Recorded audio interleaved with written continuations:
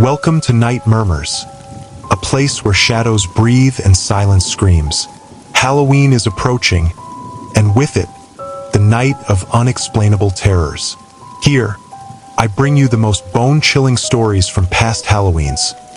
Real encounters, cursed nights, and screams that linger long after the moon has set.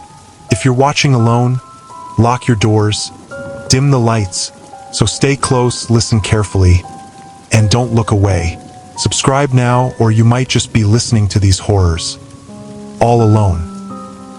I used to think I was immune to fear.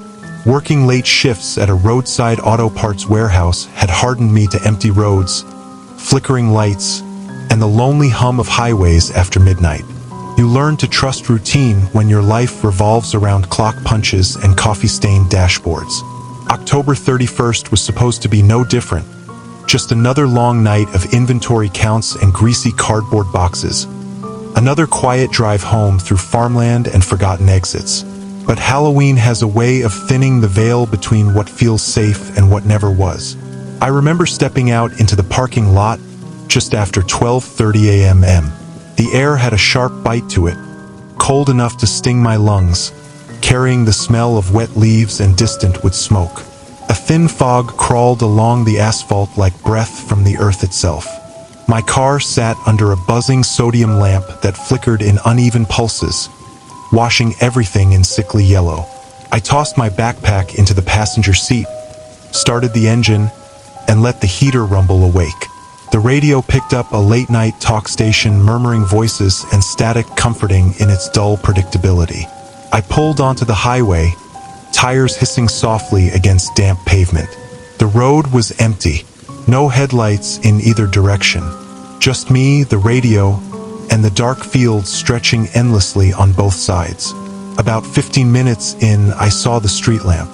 It stood alone on a long straight stretch, far from any intersections or houses.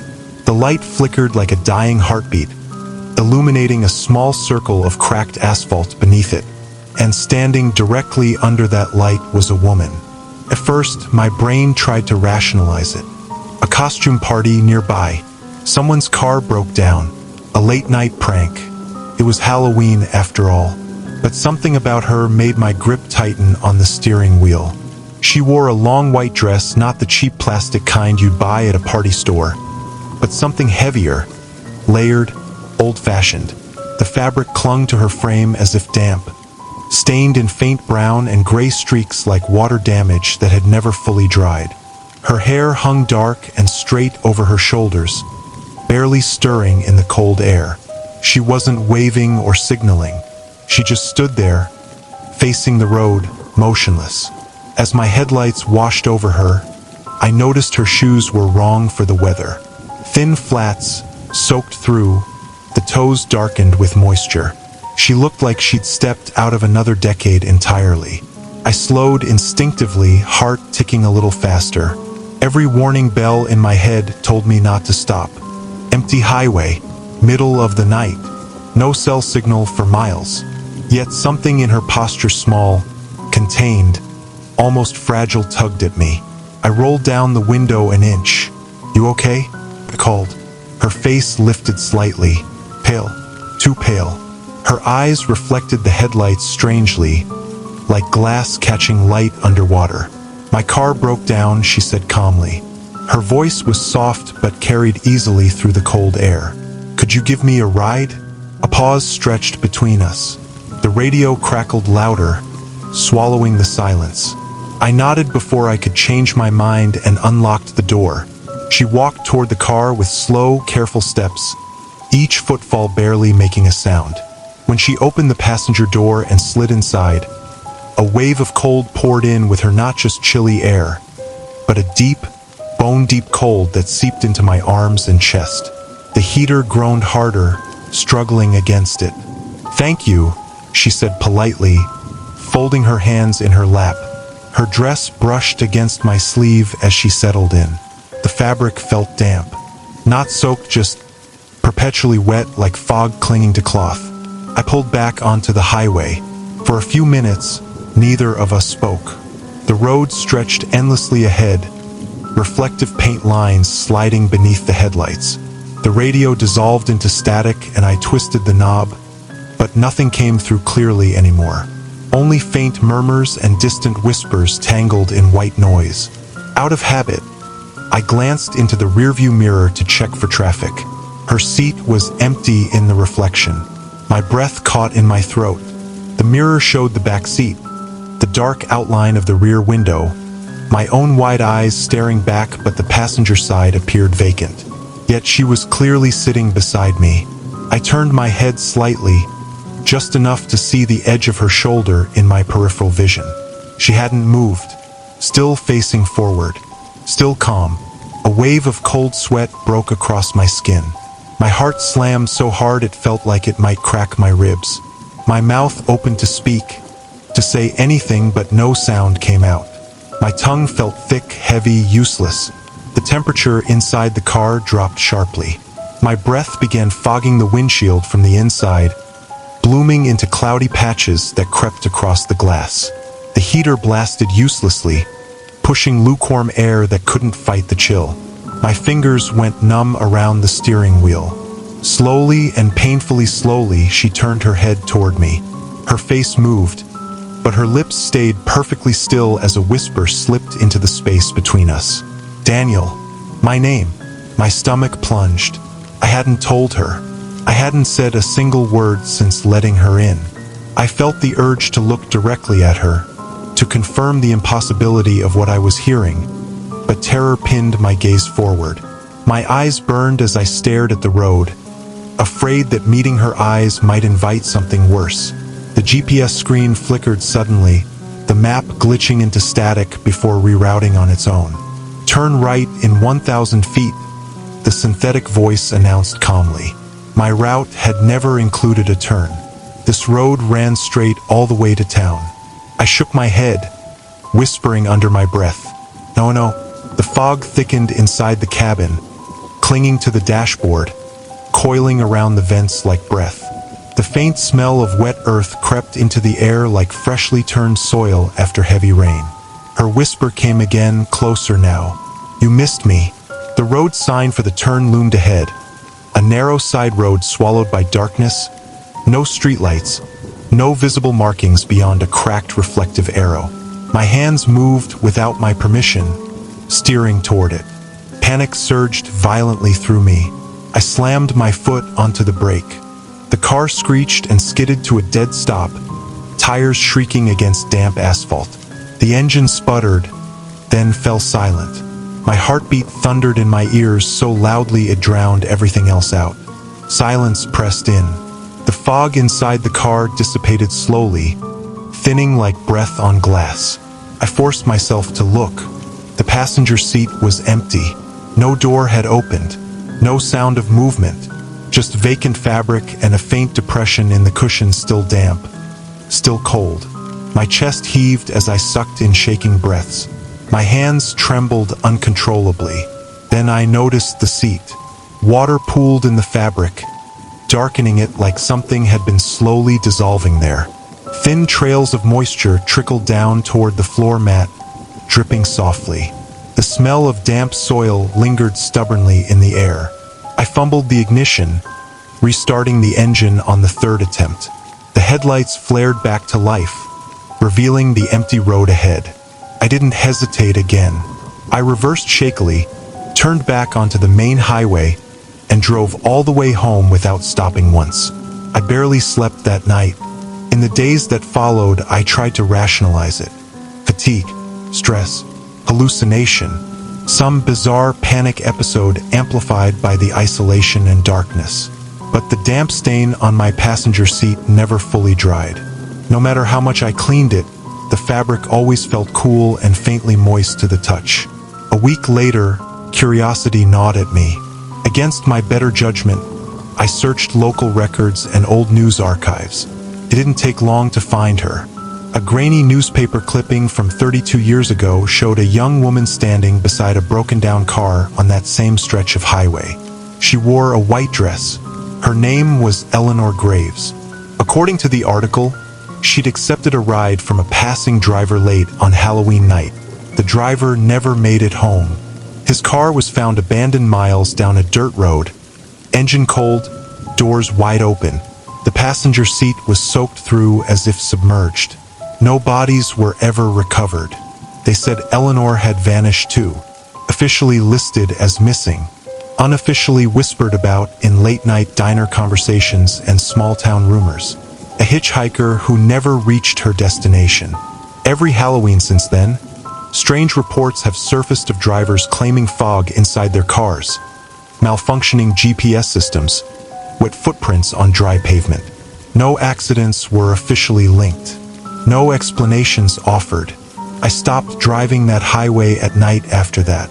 But it didn't stop her. Every October 31st, no matter where I am, no matter what road I take, I catch it. A flicker in my rearview mirror. A pale shape sitting silently behind me where no one should be. Sometimes the glass fogs slightly, even when the heater is blasting warm air. Sometimes the radio crackles into distant whispers that almost sound like my name. And sometimes, just for a heartbeat, I smell damp earth and cold rain inside my car. I never turn around anymore, because deep down I know she's still there, watching, waiting for the ride she never finished. I used to think I was immune to road paranoia. I've driven long-haul routes for years, graveyard shifts when the world feels half erased, when gas stations glow like lonely islands and the radio becomes your only companion. You start trusting the rhythm of asphalt and headlights, the predictable whisper of tires on pavement. It makes you careless. It makes you believe nothing truly strange can happen as long as you keep moving forward. That Halloween night started like any other late run. I'd finished a delivery in a neighboring county and was heading back home, cutting through a stretch of rural highway I'd driven hundreds of times. The air was sharp with cold, the kind that sneaks through your jacket even with the heater blasting. Dry leaves skittered across the road like small animals. The sky was moonless, a thick blanket of black pressing down on the empty fields. I remember checking the dashboard clock. 11:47 p.m. Perfect Halloween timing, I thought, smirking to myself. Somewhere out there, kids were still running between houses in cheap costumes, parents nursing sugar headaches, porch lights flickering like tired eyes. Out here, though, there was nothing, just darkness and the thin white beam of my headlights cutting a tunnel through it. That's when I saw him. He stood near a green mile marker sign on the shoulder, perfectly still, like a mannequin abandoned by a prankster. At first, my brain tried to rationalize it immediately, some drunk teenager, some elaborate scare gag. But then my headlights caught the shape of his head, and my foot eased off the gas without me meaning to. He was wearing a jack-o'-lantern mask, not a cheap plastic one. This thing looked big, almost too big for a human head, carved into a crooked grin that stretched wider than any real mouth should. A faint orange glow leaked from the eye holes and jagged smile, like a candle burning inside a hollow pumpkin. The light didn't flicker naturally, pulsed slowly, like a breathing ember. He wore dark clothes that blended into the night so well it looked like the pumpkin was floating on its own. I actually laughed, a short nervous bark that fogged the inside of my windshield. "Nice one," I muttered aloud, shaking my head. Halloween brings out idiots, I told myself. Somebody probably thought it'd be funny to scare drivers. As I passed him, my headlights flickered. Just a hiccup of darkness. A blink. The road went black for half a second and then snapped back to life. My stomach tightened, but I chalked it up to old wiring. The car had its quirks. I checked my rearview mirror out of habit. The shoulder behind me was empty. Relief washed through me. See? Just some weirdo standing in the dark. Out of sight, out of mind. Then, about a quarter-mile ahead, my headlights picked up a familiar shape. The pumpkin man stood near the next curve, angled slightly toward the road. The same glowing face, the same unnatural stillness. My breath caught in my throat. That didn't make sense. There hadn't been enough time for him to move, let alone run past me. There were no side roads, no places to hide. Just open fields and a barbed wire fence stretching into the dark.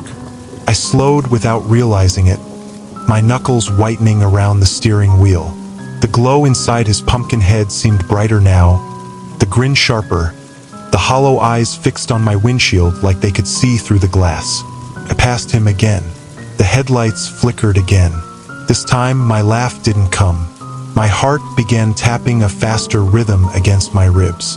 The air inside the car felt colder, stale, carrying a faint earthy scent, like damp leaves left too long in a pile. I sped up. A minute later, there he was again, closer. His head was tilted slightly to one side, like a curious animal studying prey. The glow inside the pumpkin illuminated the edges of the carved grin, casting thin, twitching shadows on the inside of the mask. It looked alive in a way that made my skin crawl. My phone buzzed in my cup holder as I tried to call a friend. Anyone, just to hear another human voice. The screen showed no service. That wasn't unusual out here, but it suddenly felt intentional, like the world had cut me off. The radio crackled, the music warping into distorted static. Then, faintly, through the hiss, came something that made my stomach drop. Children laughing, not joyful laughter. Thin, stretched giggles, looping unnaturally, like a broken recording. The sound crawled under my skin, raising goosebumps along my arms. I shut the radio off. Silence pressed in, thick and heavy. The pumpkin man appeared again, even closer than before. Now I could see the texture of the pumpkin's surface ridged, rough, almost organic.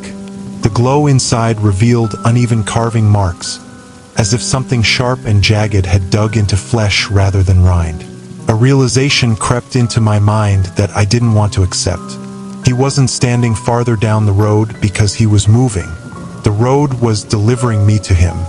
Every stretch of asphalt between us felt shorter than it should have been, like space itself was folding inward.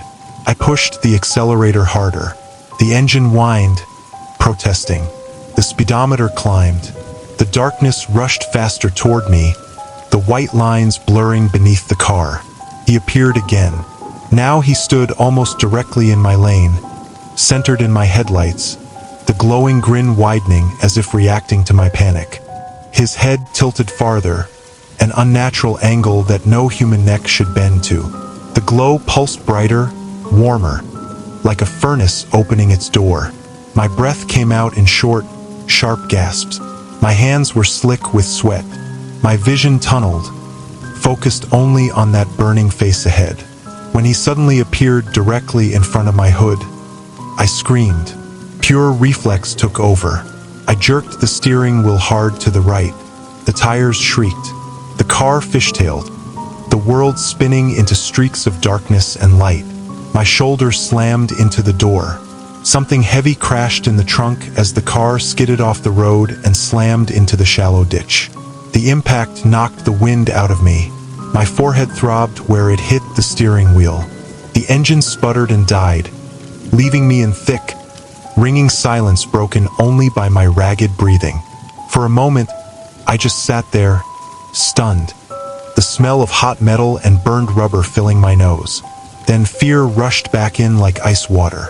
I fumbled for the door handle and stumbled out into the cold night, my legs shaking so badly I almost collapsed. The air outside was colder than before, biting through my jacket, carrying that same damp, rotting leaf smell. My headlights still shone weakly across the empty road. No pumpkin man, no glowing face, no footprints in the dirt or crushed grass. The shoulder looked untouched, smooth and undisturbed, as if nothing had ever stood there. I turned in slow circles, my pulse hammering in my ears, expecting to see him standing behind me, inches from my back. Nothing. The road stretched empty in both directions, quiet and indifferent. I laughed then, a shaky, hysterical sound. "You're losing it," I whispered to myself. "Just stress. Just a bad night." I managed to restart the car and carefully pulled back onto the road, driving the rest of the way home with my eyes glued to the pavement, my mirrors, my windows. Nothing else happened. No flickering lights, no laughter, no glowing faces. Sleep didn't come easily that night. Every time I closed my eyes, I saw that crooked grin burning in the dark. In the morning, sunlight poured through my curtains, making the whole experience feel distant and unreal, like a half-remembered nightmare. Logic returned with the daylight.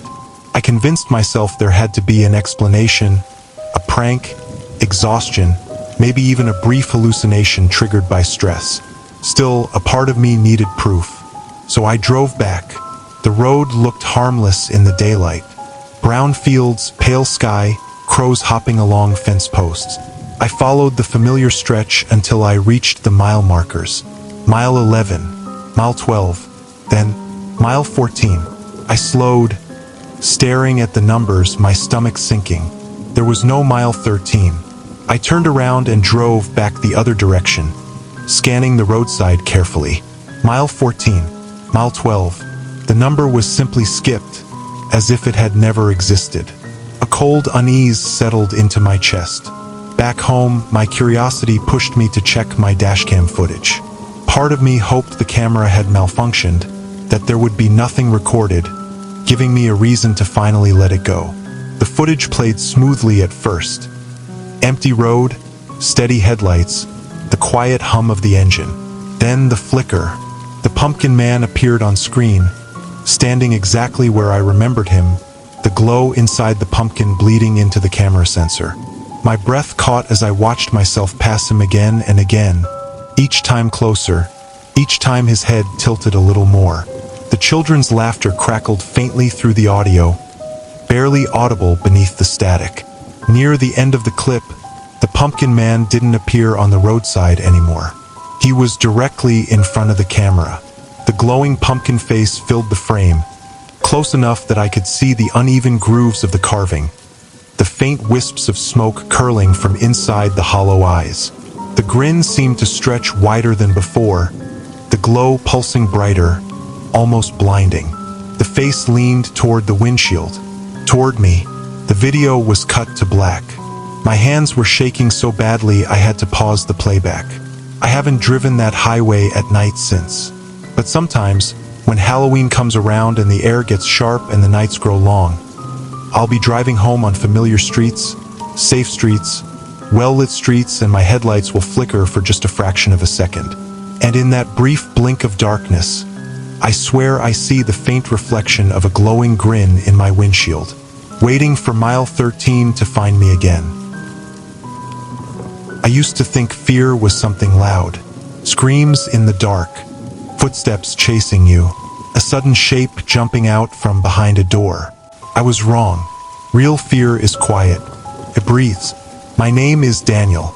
I'm 28, work long shifts at a distribution warehouse outside the city, and until last Halloween, I believed in ordinary explanations for everything.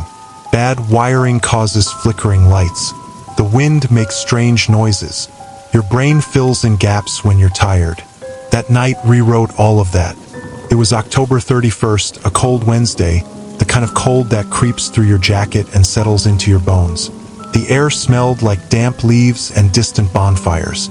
My younger sister, Mia, had begged me to pick her up from a Halloween party at a friend's house across town. I didn't mind. She hated driving at night, especially on holidays when people drank too much and roads felt unpredictable. When I pulled up, the house glowed orange from porch lights and jack-o'-lanterns carved with crooked smiles. Music thumped faintly from inside. Costume silhouettes moved past windows like shadows in a puppet show. Mia came running out in a cheap witch costume, her plastic hat bent and her makeup smudged from sweat and laughter. "Thank God," she said, sliding into the passenger seat and slamming the door against the cold. "I'm exhausted." "Good party?" I asked, pulling away from the curb. "Too loud. Too many people. Someone spilled something on my shoes. I just want to go home." The roads were mostly empty. Halloween had already peaked earlier in the evening. Now the trick-or-treaters were gone, and only stray decorations flapped weakly in the wind. Streetlights cast long pale streaks across the asphalt. My headlights cut tunnels through drifting fog. We drove in comfortable silence for a few minutes, the heater humming softly. The car smelled faintly of plastic from Mia's costume and old coffee from my travel mug. The radio played a low late-night talk show, voices murmuring calmly. Then we heard it. At first, I thought it was wind slipping through a cracked window. A slow inhale, a soft exhale, rhythmic, close. Mia stiffened beside me.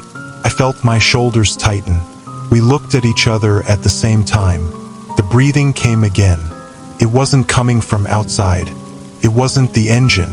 It wasn't either of us. It was behind us, in the back seat. My eyes flicked to the rearview mirror. The back seat was empty. No coats, no bags, no shapes slumped in shadow. The dark fabric of the seats reflected nothing but the faint glow of the dashboard. The breathing continued, slightly louder now, like someone leaning forward between the seats. Mia's voice dropped to a whisper. "Do you hear that?" "Yeah," I said, forcing calm into my voice. My hands tightened around the steering wheel. Probably the vents. The words felt hollow the moment they left my mouth. The air vents didn't breathe like that. They didn't pause between breaths. They didn't sound wet. The temperature inside the car began to change. Cold crept across my arms, goosebumps rising beneath my sleeves. My breath fogged faintly in front of my face. The heater was still running, but the warmth felt like it was being swallowed by something unseen. The breathing grew heavier, closer. Mia sucked in a shaky breath. "Danny." Something just touched my hair. Her fingers flew to the side of her head, brushing her curls frantically. Her face had drained of color. I glanced sideways at her, then back at the mirror. Still nothing. "Stop messing with me," I said, sharper than I meant to. Fear was crawling up my spine, cold and slow. "I'm not," she whispered. Her eyes were wide, glassy with panic. I swear. The dashboard lights flickered suddenly. The radio crackled into static. The doors locked with a loud clack, then unlocked, then locked again in rapid succession, like something was slamming invisible fingers against the controls. My heart began hammering so hard I could feel it in my throat. The windows started to fog from the inside. Not slowly, not naturally. The fog bloomed across the glass in seconds, milky and thick, swallowing the outside world. Streetlights blurred into smeared halos. My windshield wipers scraped uselessly against moisture that wasn't coming from outside. The breathing was right behind my head now. I could feel it, a faint pressure against the back of my neck, like warm air brushing skin. Mia started crying quietly. "Please, please." I tried to accelerate, but my foot felt numb. My hands were slick with sweat. Then we saw the fingerprints. They appeared on the rear window, first slowly emerging through the fog from the inside of the glass. 5 long shapes pressed forward, smearing downward as if something was sliding toward the trunk. Another set appeared beside them, then another. Too many hands, dragging, stretching, leaving trails in the condensation. Mia screamed. I screamed. The car surged forward as I slammed the accelerator. The engine roared. The road ahead was barely visible through the fog, but I didn't slow down. My pulse roared in my ears louder than the engine. The breathing intensified, ragged now, excited, almost eager. Something brushed my shoulder. I jerked the wheel, nearly veering into the opposite lane. Headlights flashed past us in a blur as another car honked angrily, disappearing into the mist behind us. I couldn't see the fingerprints anymore. The back window was a white blur. My hands shook so violently I could barely keep the car straight. Then, without warning, it stopped. The breathing cut off mid-exhale.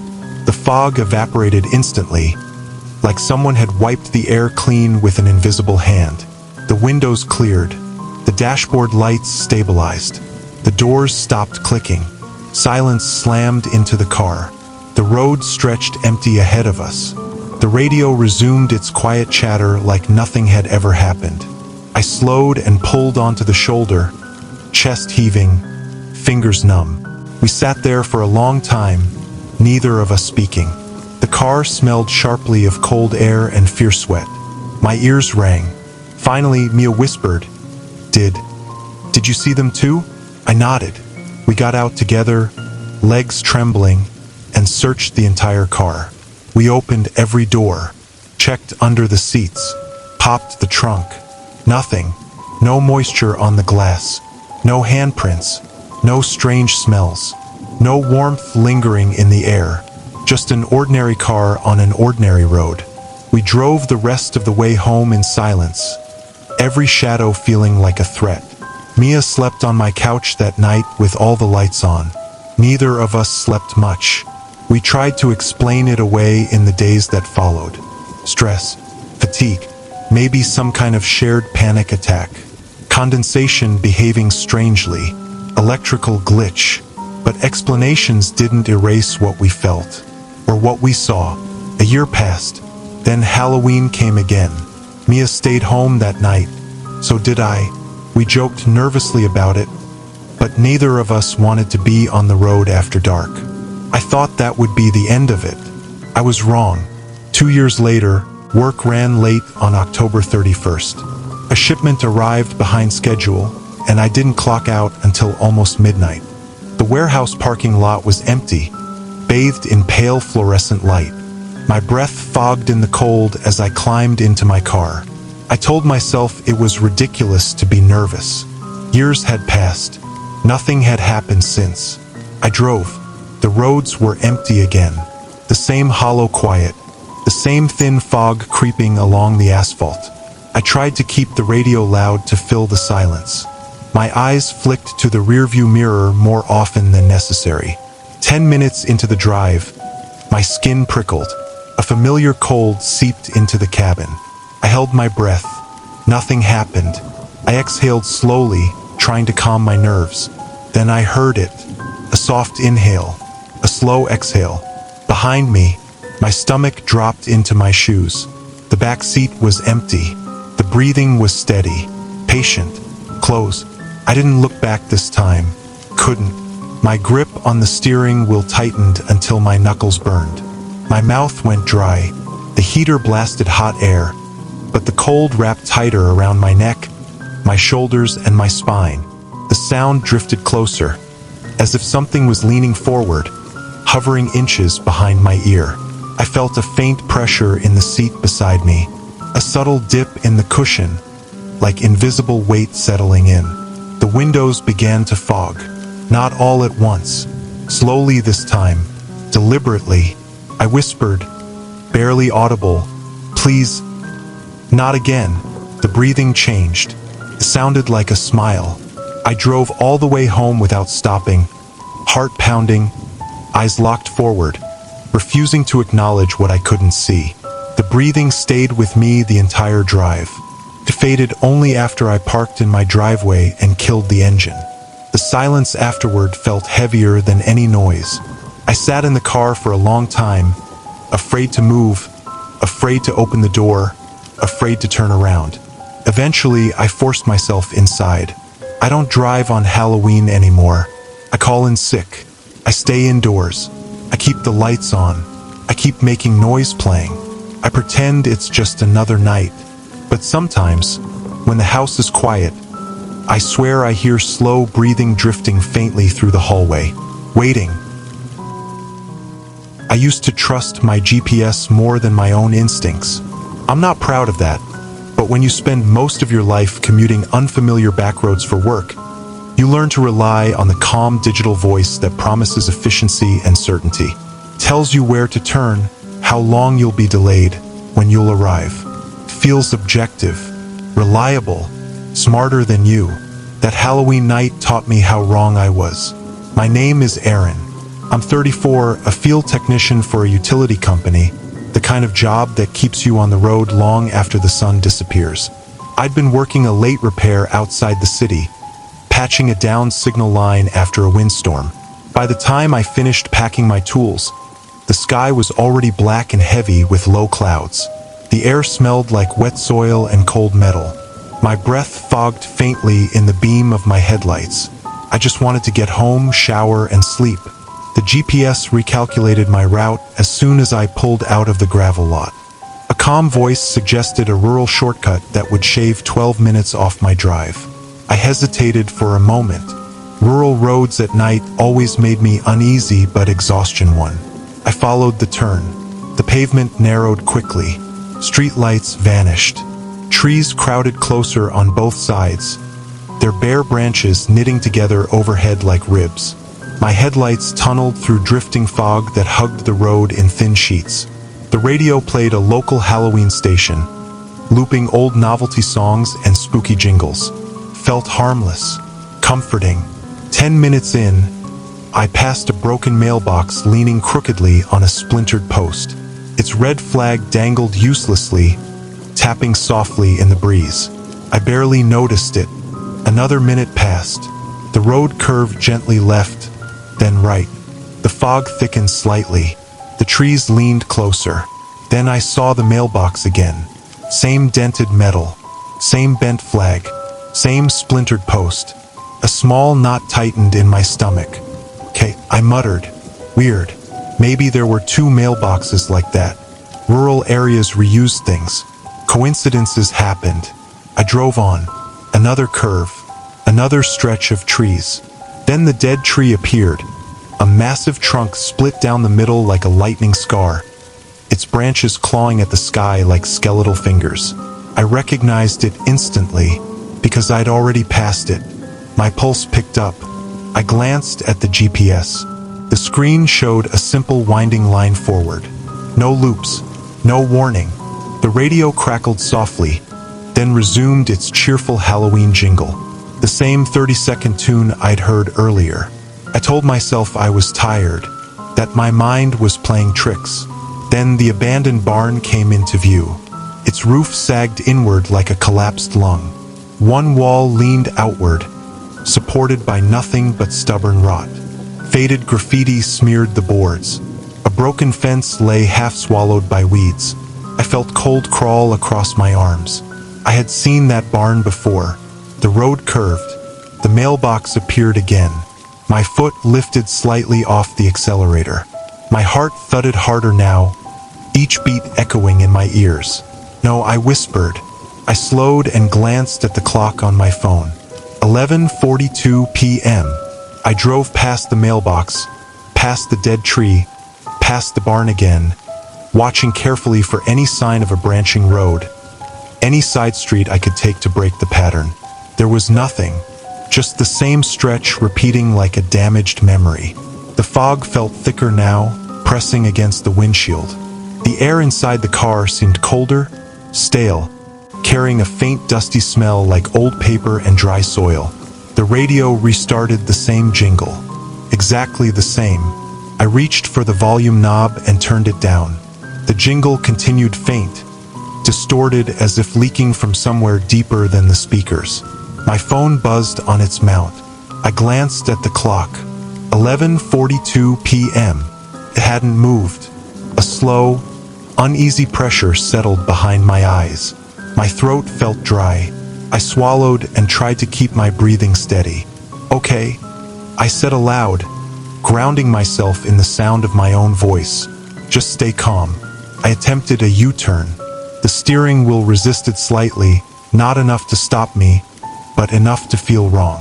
The car completed the turn, headlights sweeping across trees and fog. I drove the opposite direction. 2 minutes later, the broken mailbox emerged from the fog ahead of me. My hands began to tremble. The GPS remained silent now. No recalculations, no instructions, just a glowing line forward, stubborn and unchanging. That's when I noticed the headlights. At first, they were just a faint glow in my rearview mirror, distant and steady. Another driver, I thought, relief blooming briefly in my chest. Another human presence meant sanity. Witnesses, reality. But the lights never grew closer. They never fell behind either. They stayed exactly the same distance back, centered perfectly in my mirror. I slowed slightly. The headlights slowed. I accelerated. They matched me instantly, maintaining the same precise gap. A cold sweat broke out along my spine. I tried to see the shape of the car behind me, its color, its outline, anything.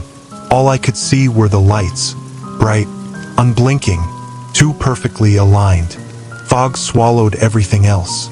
My breathing grew shallow. The air smelled faintly metallic now, like old rainwater on rust. The road repeated again. Mailbox, tree, barn. The radio jingle looped again. My phone clock still reads 11:42. How long has this been happening? I whispered. Time felt thick and distorted, stretched like gum. Minutes felt like hours, or maybe hours were slipping past unnoticed. The headlights remained behind me, patient and unwavering. I tried signaling, waving my arm out the window like a lunatic. The cold air bit into my skin immediately, sharp and damp. The headlights didn't respond. I pressed harder on the accelerator, pushing past what felt safe for a narrow rural road. The engine whined. The tires hummed anxiously against the pavement. The headlights followed effortlessly. My chest tightened with panic. My thoughts began to scatter, racing in unhelpful circles. Am I dreaming? Did I fall asleep at the wheel? Am I having some kind of breakdown? The barn appeared again, but this time something changed. The headlights behind me suddenly surged forward. A blast of icy wind slammed into the back of my car, rocking it slightly. My vehicle shuddered as if hit by a sudden pressure wave.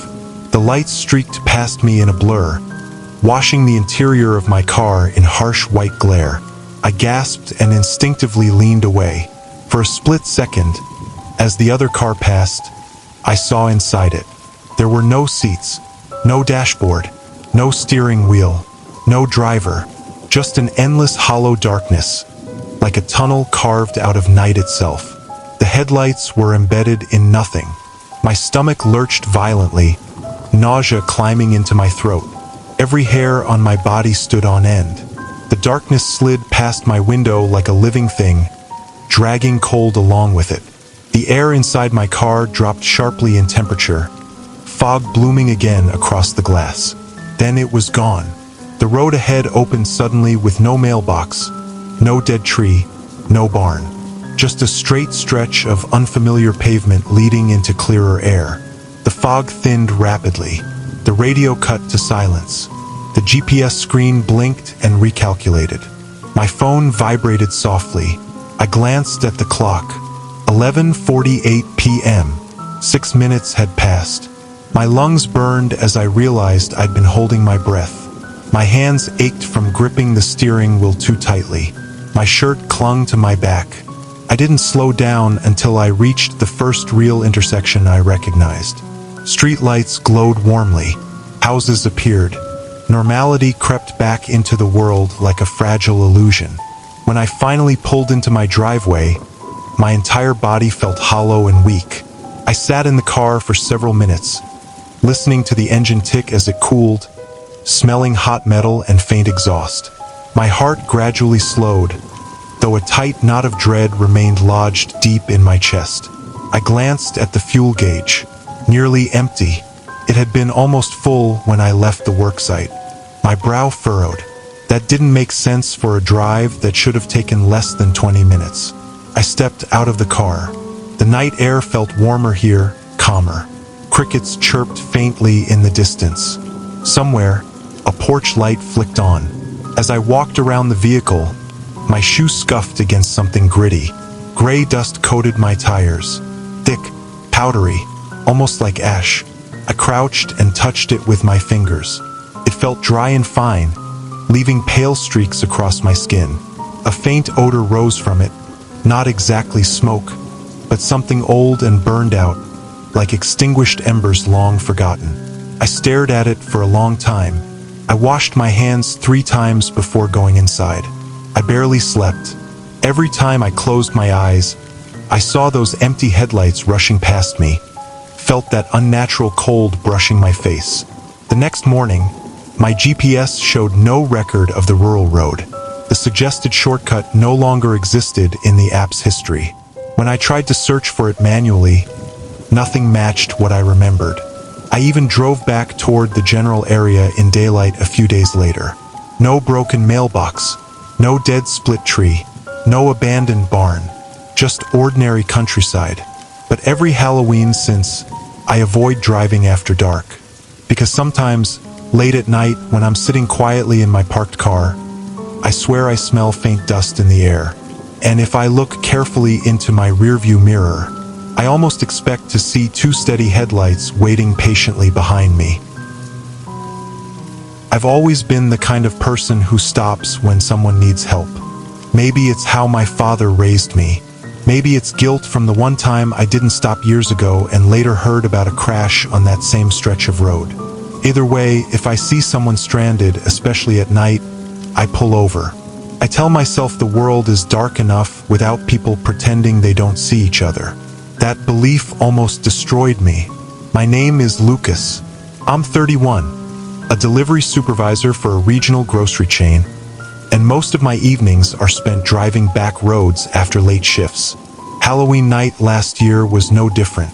I'd stayed late closing inventory, paperwork dragging longer than expected. By the time I left the warehouse, the parking lot was empty, the air sharp with cold and the faint smell of wood smoke drifting in from distant neighborhoods. The moon hung low behind thin clouds, pale and sickly. My breath fogged the windshield as the heater slowly warmed the cabin. I remember feeling tired but calm, looking forward to getting home, peeling off my boots, and eating leftovers in silence.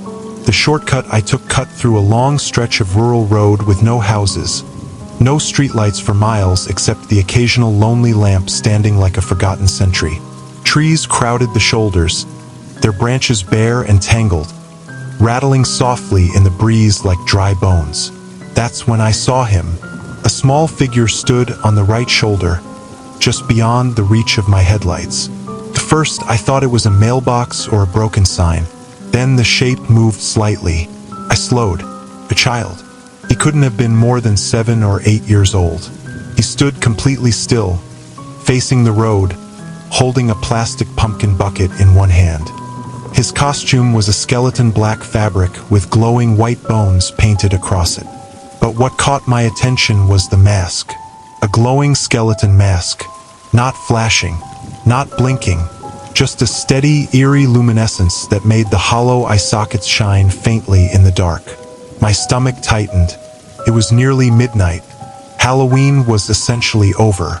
There were no houses nearby, no parked cars, no adults in sight. I pulled over without even thinking. I rolled down the passenger window. Cold air poured in, smelling like damp leaves and distant frost. "Hey buddy," I called gently. "Are you okay?" He didn't respond. He tilted his head slightly, the glowing skull catching the light. "You lost?" I asked. "Where are your parents?" Still nothing. For a moment, doubt flickered through my mind. Every warning you ever hear about strangers and late-night stops whispered at the edges of my thoughts. But he was just a kid, alone, in the cold. I unlocked the doors. He walked to the back door and opened it himself. The hinges creaked softly as he climbed inside. The door closed with a quiet, final thud that echoed strangely loud in the silent night. The interior light flicked on briefly, illuminating the backseat empty except for him. His boots left damp smudges on the floor mat. The plastic pumpkin bucket rested on his knees. The light clicked off. He sat perfectly still. I pulled back onto the road. "Where do you live?"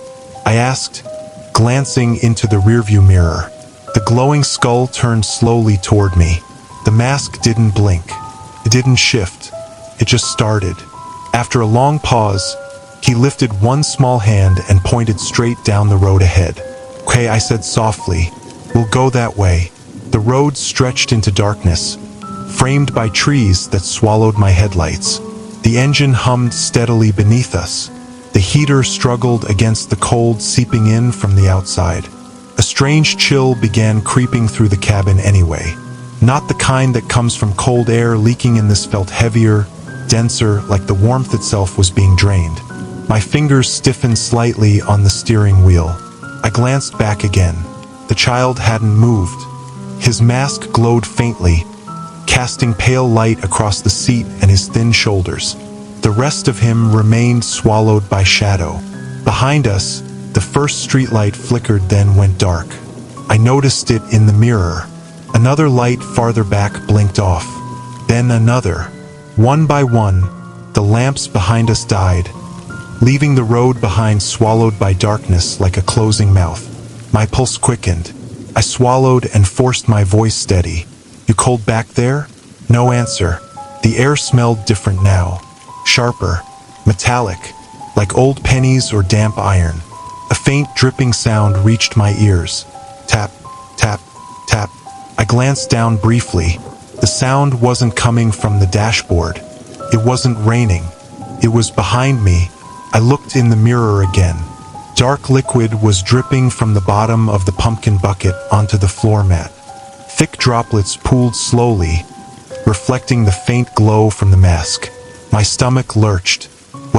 What's in the bucket?" I asked, trying to keep my voice calm. The glowing skull tilted slightly to one side. For a moment I thought he wouldn't answer. Then a small voice slipped out from behind the plastic mask. Soft, flat, almost hollow. My last ride. The cold flooded my veins.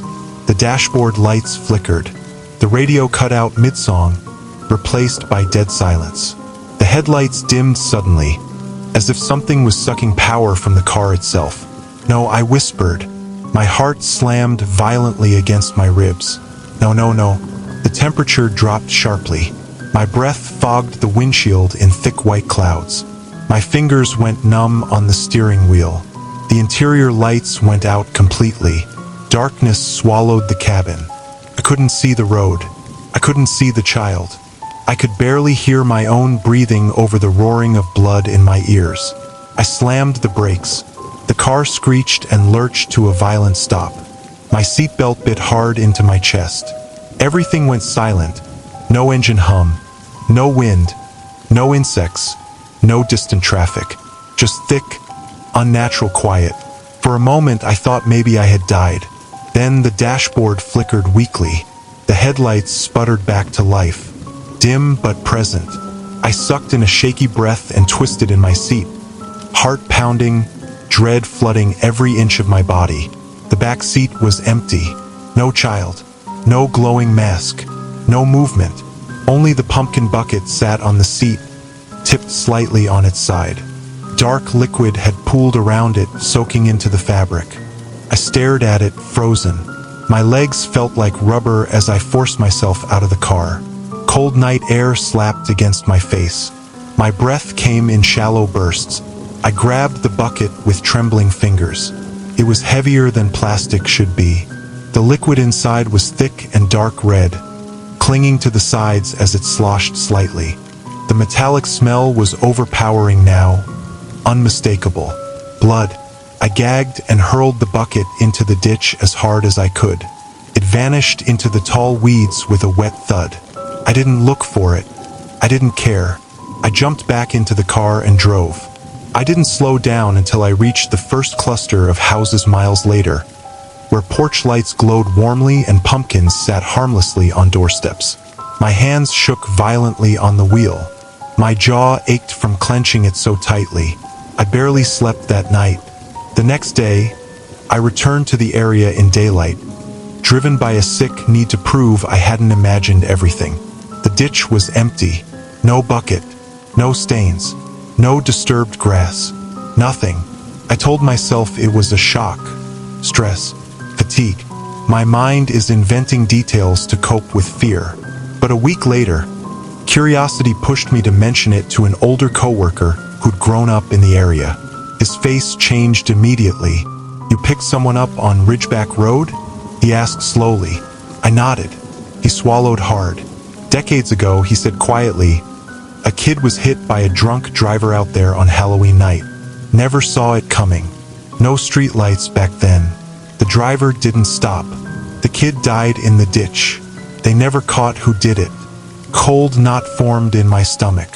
"Some folks say they still see a child walking that road late at night," he added. "Especially on Halloween." I didn't tell him about the bucket. I didn't tell him about the blood. I didn't tell him about the glowing mask or the words of my last ride. I didn't need to. because part of me already knew. I don't drive that road anymore. I don't stop for anyone at night. And every Halloween, no matter where I am, I sometimes catch a faint metallic smell in the air, sharp and cold even when there's no reason for it to be there.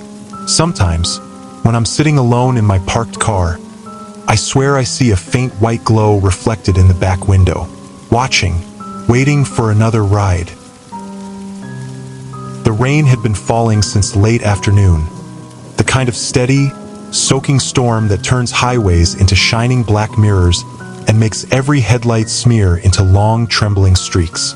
By the time I left work, the sky was sealed shut with thick clouds, and the wind pushed cold air through the parking lot in sharp gusts that smelled like wet asphalt and dying leaves.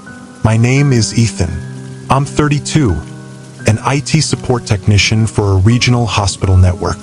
Most nights, my job is quiet and predictable: server checks, late tickets, routine maintenance. Halloween night was supposed to be no different. I finished up just after 10, locked my office, and headed out, already thinking about leftover pizza waiting in my fridge. I didn't dress up. I never do. Holidays usually blur into workdays for me. Still, I noticed the decorations as I drove through town. Plastic ghosts tugging at their strings, pumpkins glowing weakly in the rain, soggy candy wrappers clinging to curbs. The streets were mostly empty now, the trick-or-treaters long gone, the party crowds settling in somewhere warm and loud. The highway home cut through a stretch of open farmland and low wooded hills. No streetlights, just reflective paint, guardrails, and the endless whisper of rain against glass. I set the cruise control, leaned back slightly, and let the radio fill the quiet. Some late-night rock station murmured softly, distorted now and then by static from the storm. The wipers kept a steady rhythm: thump, scrape, thump, pushing water aside only for it to immediately reclaim the windshield. That's when the radio cut out. Not gradually, not with fading static. It snapped into a harsh tone, followed by a calm but strained voice. This is an emergency broadcast. All drivers are advised to avoid Highway 47 due to a severe accident ahead. Multiple fatalities reported. Seek alternate routes immediately. My hands tightened on the wheel. Highway 47 was exactly where I was.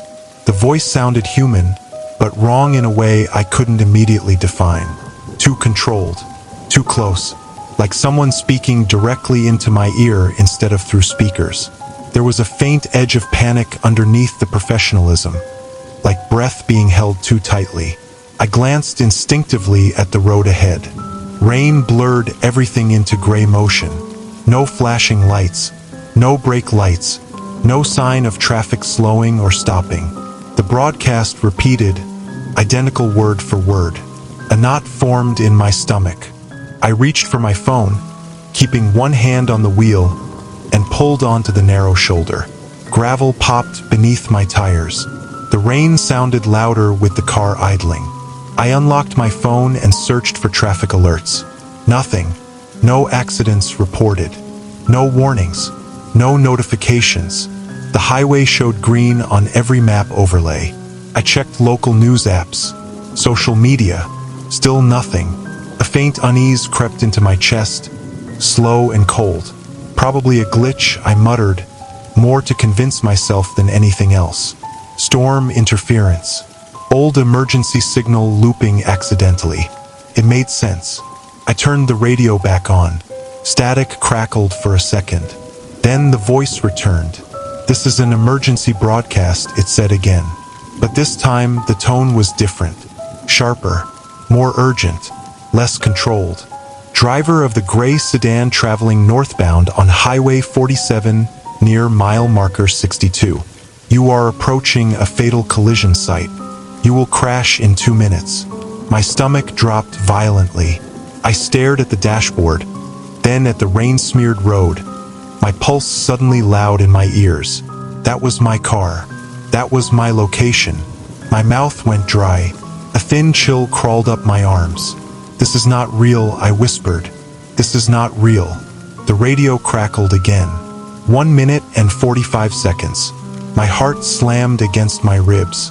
My hands began to tremble.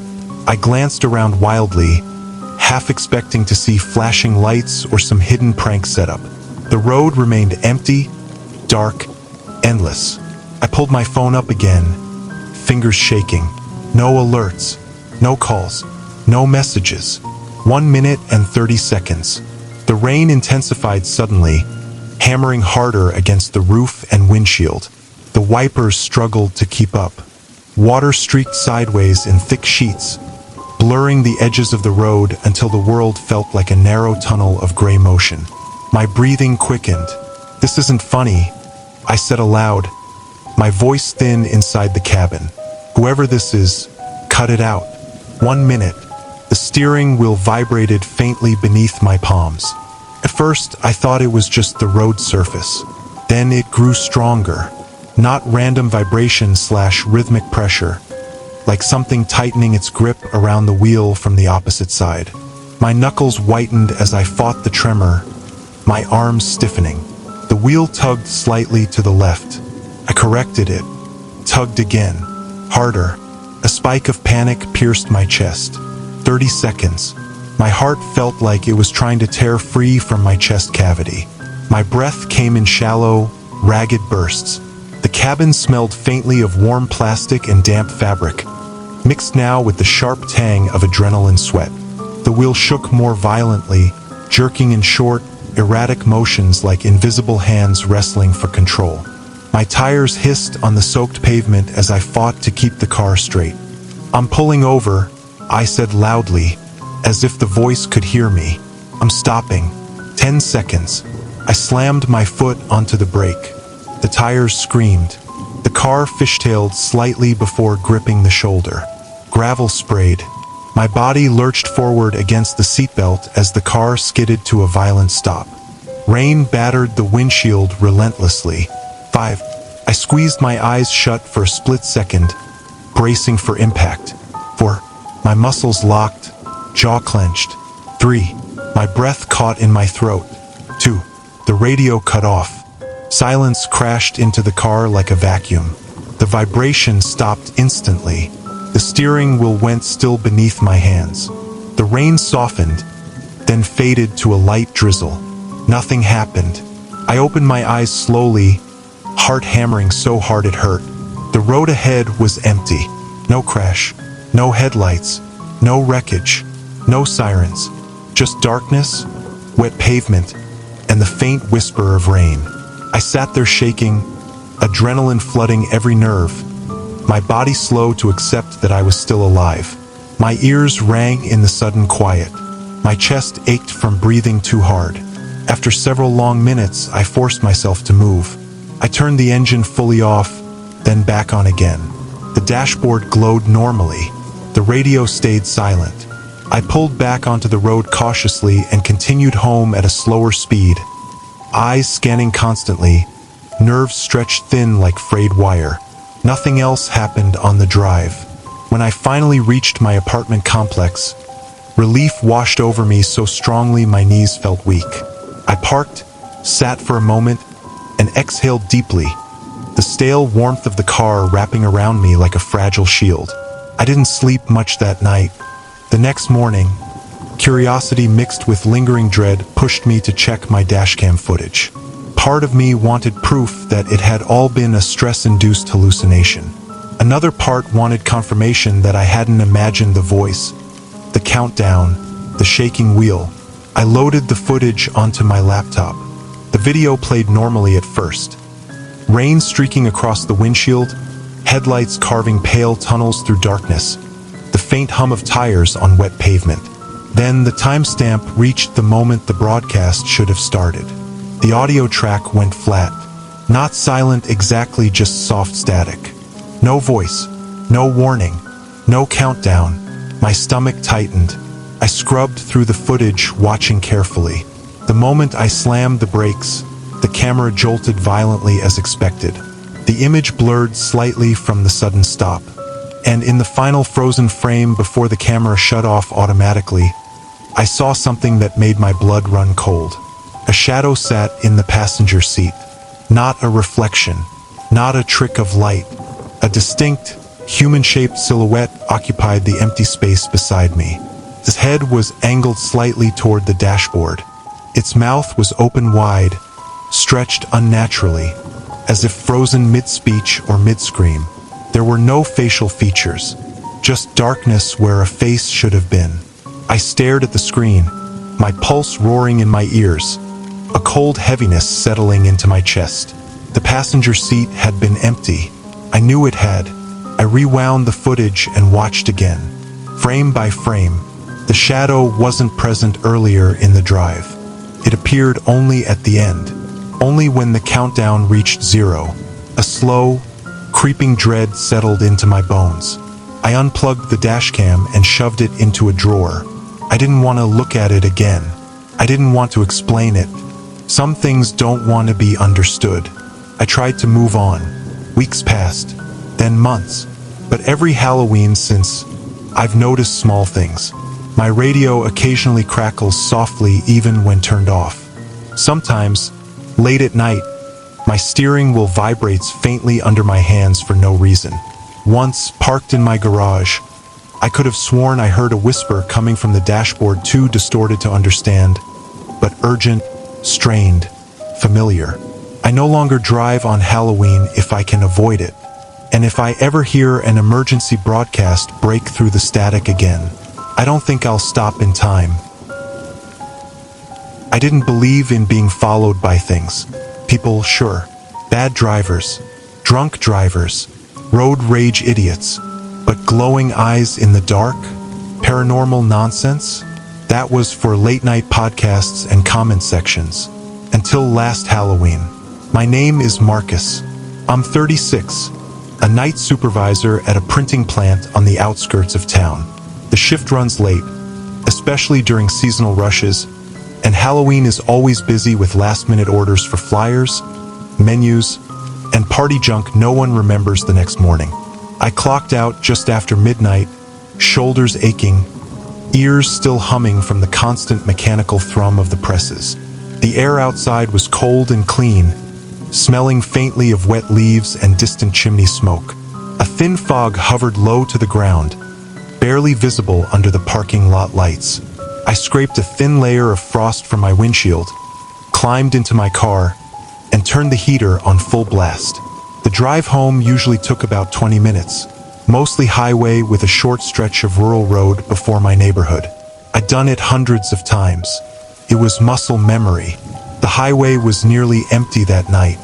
Halloween crowds had thinned, and most people were either home or still partying somewhere warm and loud. The road stretched ahead like a dark ribbon, reflecting my headlights in dull silver streaks. The radio played quietly, some late-night talk show murmuring softly in the background. About 5 minutes into the drive, I noticed headlights in my rearview mirror. Just a pair of lights, far enough back not to bother me. I didn't think much of it. Someone else heading the same way, probably another late worker or a truck cutting through. But after a while, something felt off. No matter how fast I went, the lights stayed exactly the same distance behind me. I slowed slightly. They slowed. I sped up a little. They matched me perfectly. The spacing never changed, not even a few feet. A faint unease crept into my chest. It wasn't dramatic panic, just a quiet, persistent wrongness, like realizing someone has been standing behind you longer than they should have. I checked my side mirrors, trying to catch a glimpse of the car itself. But the fog and darkness swallowed everything except the headlights. I couldn't see a grille, a windshield, a roofline. Just two bright points hovering in the black. Probably just coincidence, I muttered. I changed lanes gently. The headlights changed lanes with me instantly. No hesitation. No delay. My jaw tightened. I eased off the accelerator and let my car coast. They coasted too. The lights didn't bounce with the road. They didn't flicker with uneven pavement. They remained unnaturally steady, as if suspended in space rather than attached to a moving vehicle. The radio crackled faintly with static. The heater hummed softly. My hands began to sweat against the steering wheel. I told myself not to overreact. Then I decided to test it. I signaled and pulled onto the shoulder. Gravel crunched under my tires as I slowed to a stop. The headlights behind me pulled over too. They stopped directly across the road from me, perfectly aligned. But they didn't come closer. They didn't illuminate the pavement the way normal headlights should. No beams spilled onto the asphalt. No light reflected off road signs or guardrails. They just glowed, bright, white, empty. My stomach tightened into a hard knot. I waited. 10 seconds passed. Nothing moved. The fog drifted slowly across the road between us, thin and wispy like breath in cold air. The lights didn't penetrate it. They just hovered inside it like two floating eyes. A faint chill crawled up my arms. "Okay," I whispered, forcing a nervous chuckle. "Enough." I put the car back in gear and pulled onto the highway again. Instantly, the headlights followed. No lag, no engine sound, no visible acceleration. They were simply there. My pulse quickened. I tried speeding up sharply, pushing well above the limit for a few seconds. The engine growled slightly. The tires hummed louder against the road. The headlights remained glued to my mirror, unwavering. I slowed again. They slowed. I felt like a bug pinned under a microscope. The longer I stared at them, the less they looked like headlights. They had no visible source, no reflection, no halo, just two perfectly round circles of light suspended in the darkness. The fog thickened slightly as the road curved toward the rural stretch leading into my neighborhood. Trees closed in on both sides, their branches skeletal against the faint glow of the moon hidden behind clouds. The road grew darker. The headlights behind me grew brighter. A cold pressure settled into my chest, making each breath feel slightly heavier. My fingers tightened around the steering wheel until my knuckles ached. "Don't panic," I told myself. "You're fine. Just get home."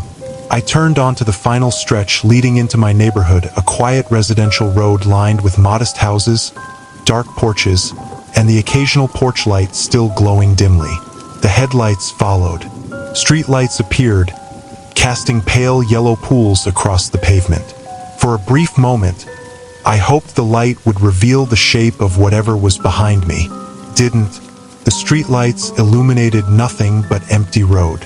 The headlights remained floating orbs in my mirror, immune to the surrounding light. My throat went dry. As I slowed to turn into my subdivision, the headlights stayed with me, sliding smoothly through the turn like a shadow glued to my motion. Then suddenly they turned off. Instantly. No fading, no dimming, just gone. Darkness filled the space behind me. Relief hit me so hard my legs felt weak. My shoulders slumped as if I'd been holding a tension I hadn't fully realized until it released. A shaky breath escaped my chest. "Thank God," I whispered. I pulled into my driveway, the familiar shape of my house bringing a fragile sense of safety.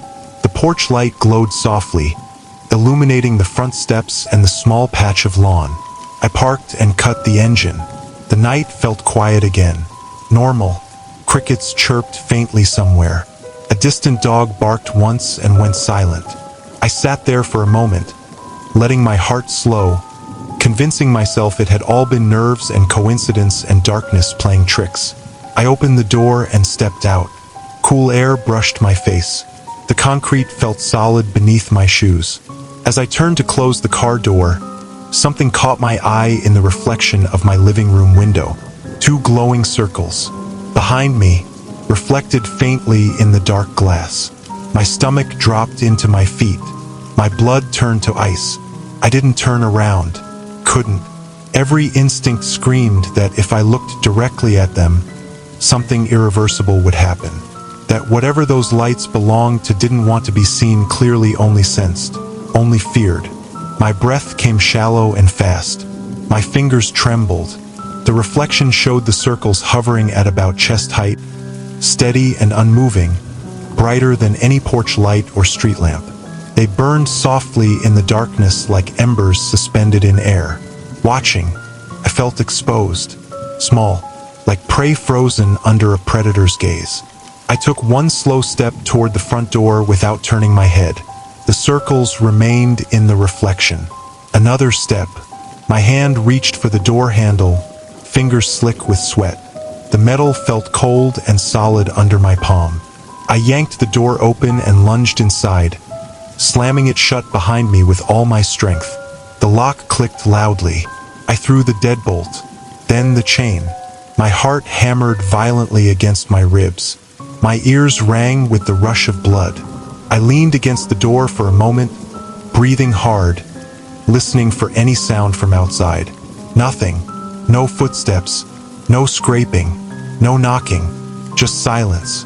I forced myself to move deeper into the house and peek through the side window cautiously. The driveway was empty. No headlights. No shapes. Just my parked car sitting quietly under the porch light. I slept poorly that night, waking at every small sound, heart jumping at shadows shifting across the walls. Morning light eventually filled the house, washing the fear into something duller but not gone. After sunrise, curiosity mixed with lingering dread pushed me to step outside. The driveway looked normal at first. No tire tracks, no marks, no disturbance in the gravel near the road. But as I walked closer to where my car had been parked, I noticed something strange on the pavement near the edge of the driveway.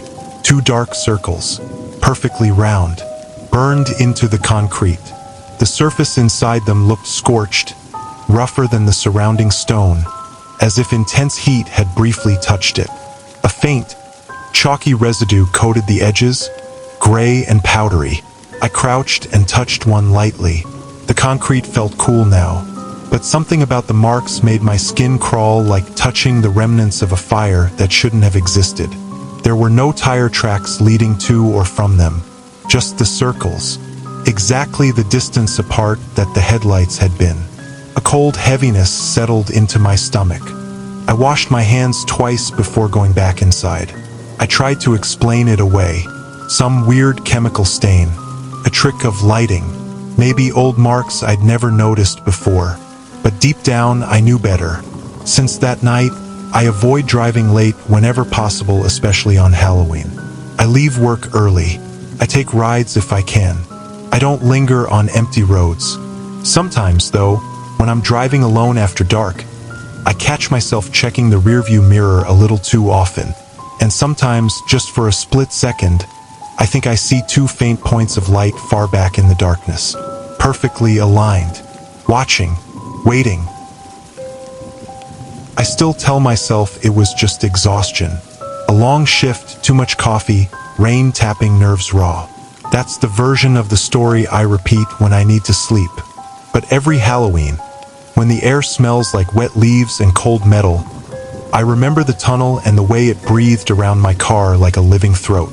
I was driving back from a late delivery run, cutting across Route 6 to save time. I work freelance logistics, the kind of job that keeps you on empty highways long after most people are home carving pumpkins or pouring drinks. The dashboard clock glowed 11:47 p.m.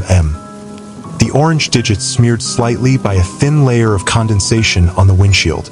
Outside, the night pressed in tight, no moon, clouds sagging low. The forest on either side of the road swallowed into black silhouettes. That's when I saw the detour sign. A temporary orange board leaned crookedly on a metal stand. Road closed ahead, detour. The arrow pointed down a narrow side road I didn't recognize. My GPS hesitated, the map blinking as if buffering, then rerouted without protest. I remember thinking it was strange. This area was supposed to be quiet, barely maintained. I hadn't heard of any construction, but I was tired, and the idea of backtracking 20 minutes didn't appeal to me. So I followed the arrow. The side road narrowed quickly, the asphalt uneven and cracked like old scar tissue. Tree branches leaned overhead, knitting together into a dark canopy that swallowed my headlights after only a few yards. The air felt colder here, as if I'd crossed an invisible boundary. My breath fogged the inside of the windshield, and I nudged the defroster higher, the fan whining softly. A few minutes in, the road curved sharply and dipped downhill, and that's when the tunnel appeared. It looked wrong immediately, not in a dramatic horror movie way, just misplaced. A concrete mouth carved into the side of a hill, its edges crumbling and stained with black streaks from decades of water runoff. Faded graffiti layered the entrance. Old tags ghosted beneath newer ones like fossilized handwriting. The tunnel lights flickered weakly inside, long fluorescent tubes buzzing with a sickly yellow glow. I slowed instinctively. My headlights brushed over a rusted warning sign half swallowed by weeds. Clearance 10 feet, use caution. The paint was flaking, the letters barely legible. My GPS chirped, continue for half a mile, in its calm, artificial voice. I hesitated. Something about the tunnel made my skin tighten. A subtle pressure behind my eyes, like the beginning of a headache. The silence beyond the hum of my engine felt heavy, expectant. Then I laughed quietly at myself. It was just an old tunnel, rural infrastructure, nothing mystical about concrete and darkness. I eased forward. The moment I crossed the threshold, the temperature dropped noticeably, like stepping into a refrigerated room. My headlights caught the damp sheen of the tunnel walls, water beating and running down in thin, glistening lines. The air smelled of wet stone and something older, a faint metallic tang that reminded me of rust and stagnant water. The tunnel lights flickered in a lazy rhythm, plunging sections of the passage into momentary darkness before sputtering back to life. My tires hissed softly against the damp pavement, the sound echoing strangely, stretched and warped by the curved walls. About halfway in, the radio crackled. Not music, just static, a dry, insect-like hiss. I reached to adjust the volume, thinking I drifted out of range, and that's when the engine coughed. Once, twice, then it died. The dashboard lights dimmed. The hum of the engine vanished, replaced by a sudden, oppressive silence broken only by the ticking of cooling metal and the faint drip of water somewhere in the tunnel. My car coasted forward a few feet and rolled to a stop. For a second, I just sat there, hands frozen on the steering wheel, heart thudding harder than it should have. Being stranded in a tunnel at midnight on Halloween wasn't ideal, but cars stall. Batteries fail. It happens. I tried the ignition. Click. Nothing. The tunnel lights flickered again and then went out completely. Darkness swallowed the tunnel like a closing eyelid. My headlights sputtered weakly and died with a soft electronic whine.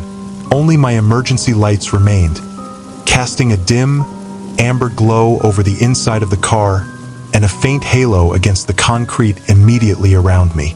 The darkness beyond that halo felt thick, layered, as if it had weight. I became acutely aware of my own breathing, too loud, too fast, fogging the air in front of my face. The cold pressed closer, seeping through the doors, crawling along my ankles. Then I heard footsteps.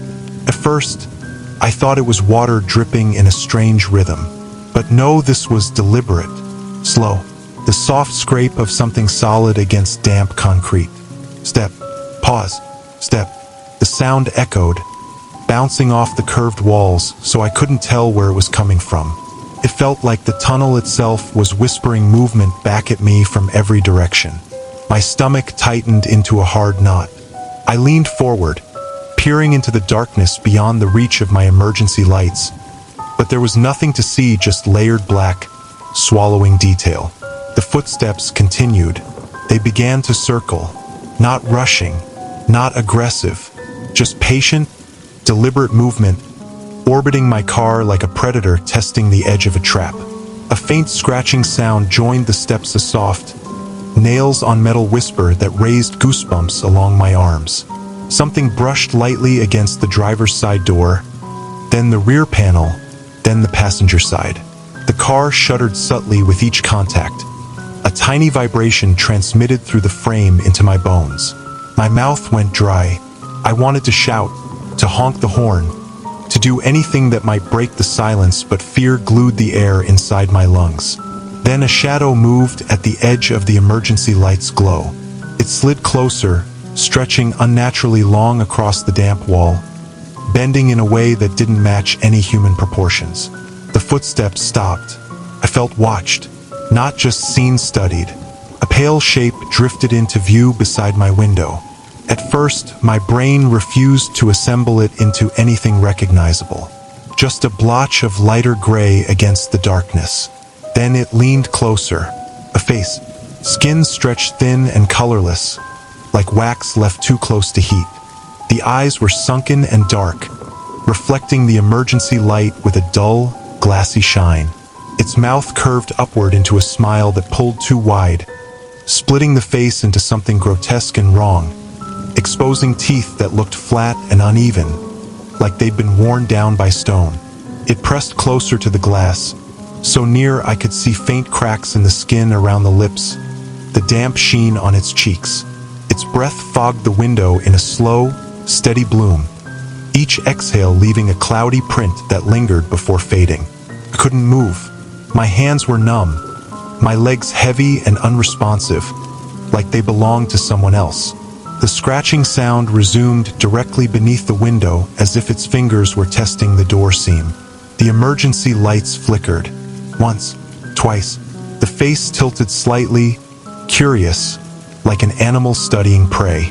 Then, without warning, the engine roared back to life. The sudden noise shattered the silence like glass. My headlights burst on, flooding the tunnel with harsh white light. The face vanished instantly, swallowed by brightness and shadow. Adrenaline slammed through me. I didn't hesitate. I slammed my foot onto the accelerator, tires squealing as the car lurched forward. The tunnel walls blurred past, graffiti streaking into distorted colors. The flickering lights flashed overhead in rapid succession, strobing the space into disjointed snapshots. I didn't look back. Cold air rushed through the vents as if the tunnel itself was exhaling behind me, pushing me toward the exit. My heart hammered so hard it felt like it might fracture my ribs. Then suddenly I was out. The car burst into open night, the forest rushing back into view, stars faintly visible through thinning clouds. The temperature felt instantly warmer, the air lighter and breathable. The tunnel mouth shrank rapidly in my rearview mirror until it disappeared behind a curve in the road. I kept driving for several minutes before I realized my hands were shaking uncontrollably on the steering wheel. I didn't stop until I reached home. That night, sleep never came easily. Every time I closed my eyes, I saw that stretched smile hovering inches from my face, felt the imagined scrape of fingers against metal. The next morning, driven by a need to anchor the experience in reality, I searched for the tunnel online. Maps, local forums, old municipal records. Nothing matched the location I'd driven through. So I called a small gas station near where the detour should have been and asked the attendant if there was a tunnel off Route 6. There was a pause on the line. Then he said slowly that tunnel collapsed years ago. Sealed off completely. Nobody's been through it since. The road doesn't even exist anymore. A chill crawled down my spine. When I went outside to check my car, the evidence was still there. My tires were coated in a thick layer of black-gray dust, packed into the treads like fine ash. It smelled faintly of damp stone and decayed to the exact scent of the tunnel air. No amount of rain or driving washed it away easily. It clung stubbornly, like residue from somewhere that didn't want to let go. I don't take detours anymore, and every Halloween, when I drive late and the road goes quiet, I sometimes swear I catch the faint echo of footsteps in the hum of my tires slowly, patiently, circling as if something in the dark is still waiting for me to stall again. I didn't believe in road hallucinations before that night. Fatigue, reflections, tricks of the light, sure, but not something that could stare back at you and smile like it knew your name. I've driven alone at night for years because of my work, long stretches of empty highway between warehouses and drop points, the kind of solitude you get used to. The hum of tires becomes white noise. The darkness outside the windows turns into a moving wall of shadow. You stop thinking about it. That night was Halloween, the kind of cold that slips under your collar and stays there. The sky was moonless, clouds hanging low like a lid over the world, trapping the darkness close to the road. My dashboard clock read 11:58 p.m. The green digits glowing softly against the dim interior. The heater pushed out lukewarm air that smelled faintly of dust and old fabric. I had the radio on low, some late-night talk show murmuring half-formed conversations I wasn't really listening to. My mind was loose and drifting, thinking about getting home, peeling off my jacket, maybe grabbing whatever leftovers were still in the fridge. That's when I first felt it. I have not seen it. I felt it. A pressure to my right, like another vehicle pacing me just out of view. The sensation was subtle but persistent, the same instinct that tells you someone is standing too close behind you in a quiet room. My shoulders tensed without me realizing it. I glanced toward the passenger window. Nothing. Just the blur of dark trees sliding past and my own faint reflection in the glass pale face. Tired eyes. The dashboard lights tracing my cheekbones in green and orange. I checked the side mirror. Empty road. No headlights. No shape. No movement. I told myself it was nothing.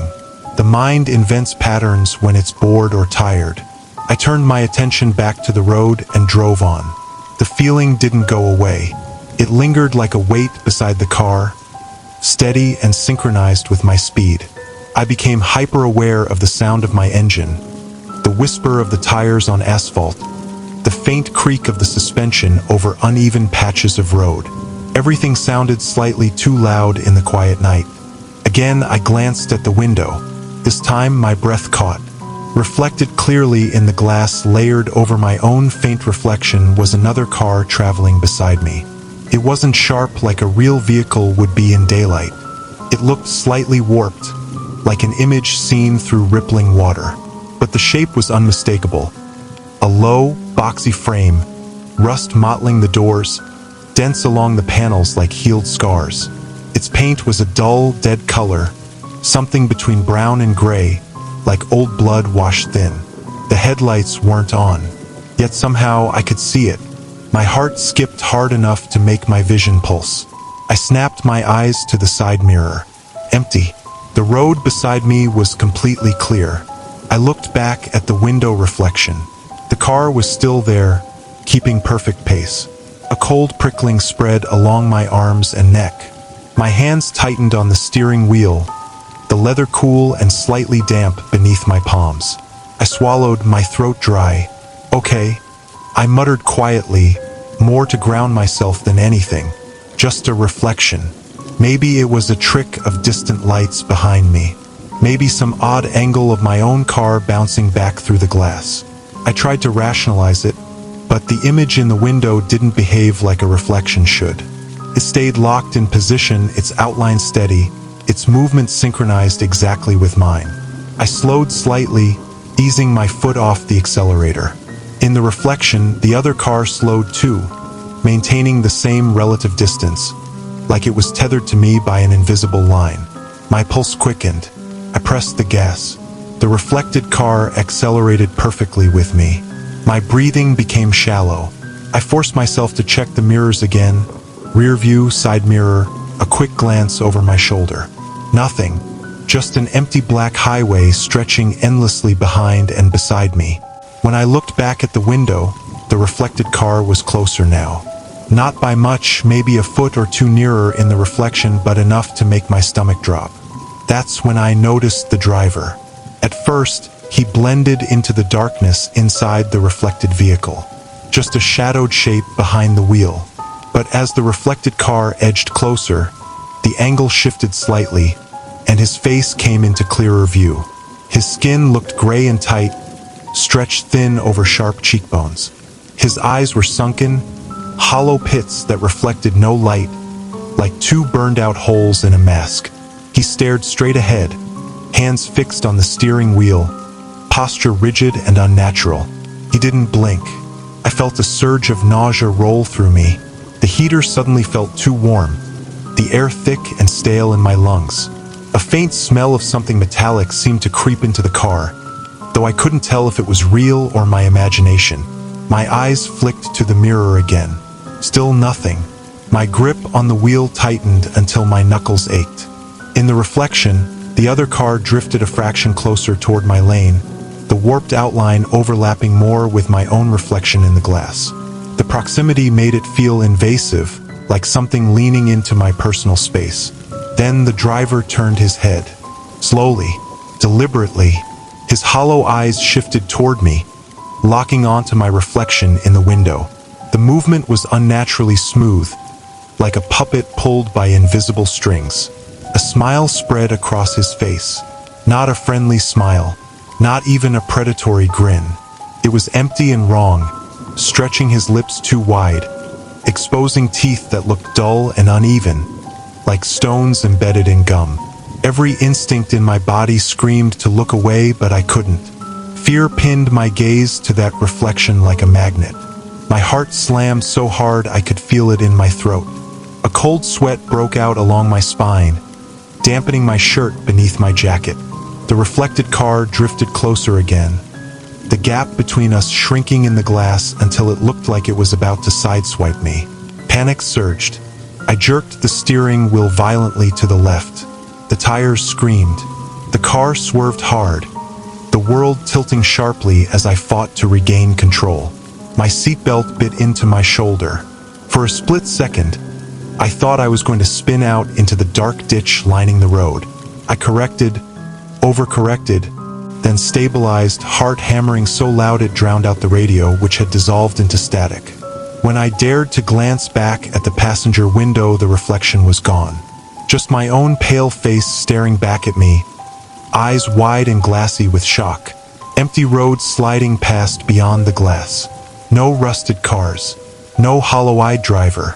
I slowed to a cautious crawl, breathing raggedly, every muscle in my body tight and trembling. I checked every mirror again and again. Nothing. The highway was empty in every direction. I drove the rest of the way home in rigid silence, too afraid to turn the radio back on, too afraid to look at the side windows for more than a fraction of a second. Every passing shadow made my pulse spike. Every curve in the road felt like a threat. When I finally pulled into my driveway, my hands were shaking so badly I had to sit for a full minute before I could turn off the engine. I didn't sleep much that night. The next day, trying to convince myself I hadn't imagined the whole thing, I reviewed the dashcam footage. I expected to see nothing unusual, just empty road, darkness, maybe the moment I swerved. But when the video reached the stretch of highway where I'd seen it, my stomach dropped. There it was, in the passenger side window reflection, faint but unmistakable, was the outline of the rusted car traveling beside me. Frame by frame, it kept pace exactly as I slowed and sped up. And if I zoomed in, I could just barely make out the driver's pale face turned forward, then slowly rotating toward the glass. The physical road beside me remained completely empty the entire time. No headlights, no shadows, no distortion in the environment, just the reflection. I stopped watching before the moment I swerved. I didn't need to see the smile again. Since then, I've developed a habit I can't break. When I drive at night, especially near midnight, I keep my eyes forward. I avoid glancing at my side windows unless absolutely necessary. Mirrors feel safer. They show me what exists in the physical world. Windows show reflections. And sometimes, reflections show things that don't belong to this world at all.